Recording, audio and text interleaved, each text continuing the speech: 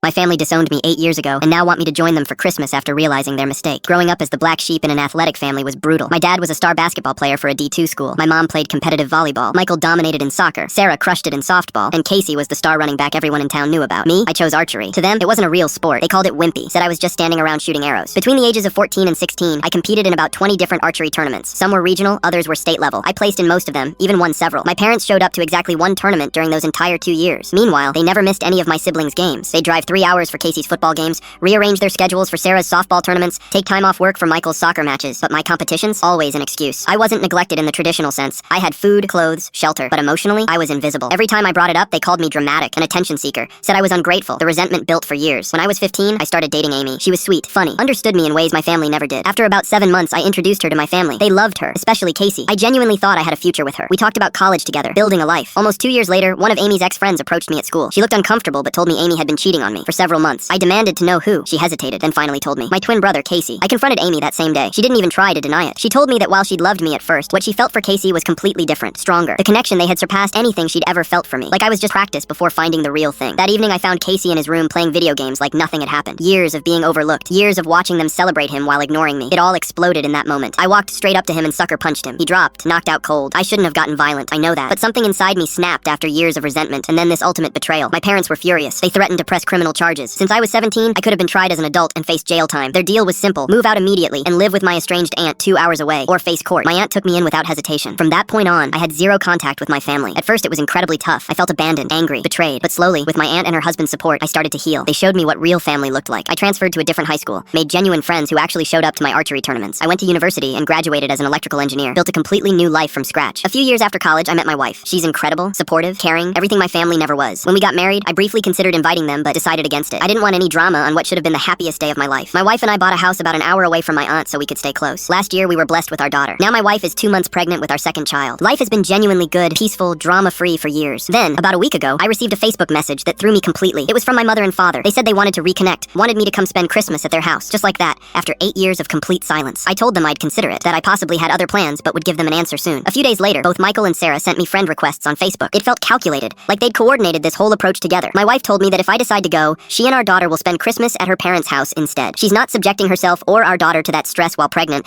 and I completely support her decision. I'm torn. Part of me wonders if they genuinely feel bad. Maybe they've had 8 years to reflect, to realize how badly they treated me growing up. Maybe they want to apologize and actually make things right after all this time. But another part of me, the part that remembers being ignored for years, that remembers being shipped off after my own brother betrayed me in the worst way, thinks this might be a setup. What if I show up and they expect me to apologize to Casey? What if they want me to say I was wrong for punching him, wrong for being angry? What if they're not actually sorry at all and just want to clear their own guilt? Should I go?